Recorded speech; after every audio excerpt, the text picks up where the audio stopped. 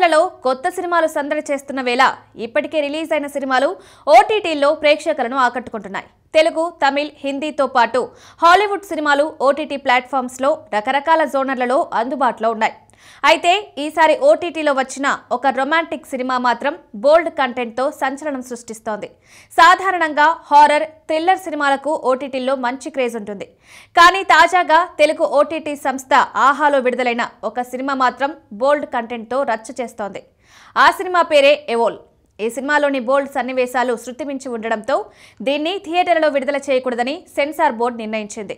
Censor బోర్డుకు shock ఇచ్చేంతగా ఈ సినిమాలో సీన్స్ ఉన్న కారణంగా థియేటర్ రిలీజ్కు బ్యాన్ పడింది.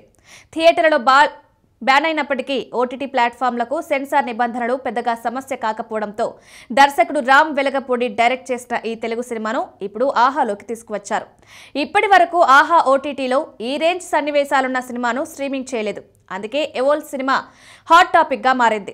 థియేటర్లో సెన్సార్ కాటుకు బలైన ఈ బోల్డ్ మూవీ ఓటీటీలోకి అడుగుపెట్టింది.